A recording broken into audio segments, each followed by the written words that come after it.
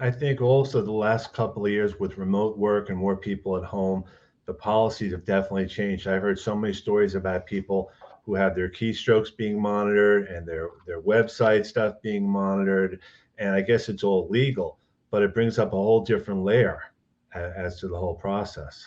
Yeah, I really don't like that personally. I reject that.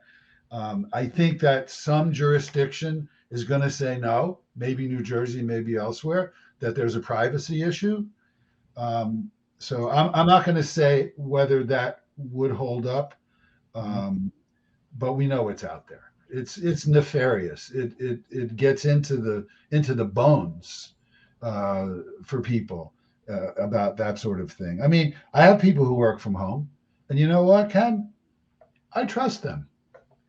And if it turned out for some reason that I learned, not through spying, but through some means other than that, that there was, that somebody was being in bad faith like that, I would deal with it in a disciplinary fashion. If it Mhm. was, I mean, I had somebody years ago actually who worked for me, and I happened to be using her computer one day. Nobody was around. It was like night and evening, and I'm looking and I see some stuff like right there, some email, and I opened it, and her friend was yucking with her that this young woman was calling me stupid and strange and weird, and so I wrote a very nice note and said, you shouldn't have left that where you did. I did see it. I don't appreciate it. You shouldn't be saying that to people about me. And it has to stop. Well, wouldn't you know, a month later, she did it again. I'm like, okay, we're done. It's like what you do. But I didn't do it with malware or keystrokes or whatever. It's just you happen to find it, you know. I think also nowadays with social media and LinkedIn and Facebook, all these stories get out about the best, the bad behavior of companies and what employees are doing to push back. And I think there's a lesson there. Like, if you've been canned, you really don't want to start putting out your dirty laundry there, whether it's fair or not, because you're going to need another job. And companies should be very careful about how they portray themselves too. So why didn't anybody tell that to Prince Harry? A couple of points come out of that. It's an excellent comment.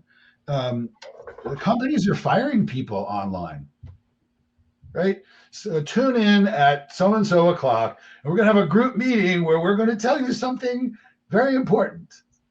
That is just beastly. We are so far from humanity there. How much did that save them?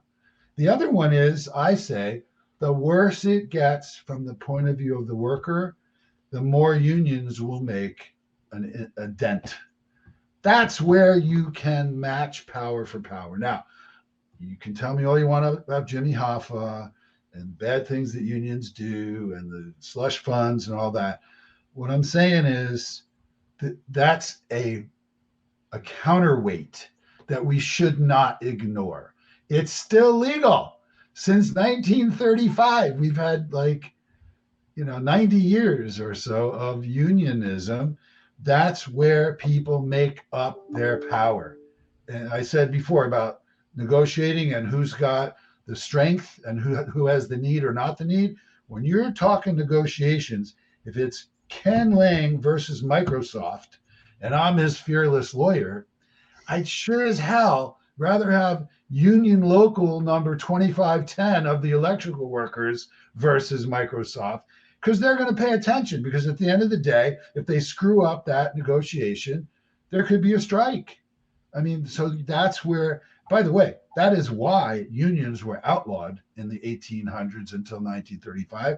And that is where the Pinkertons came in to break unions and bust heads, because the owners knew we don't want our power messed with. We want to be the only one in town to be making those rules.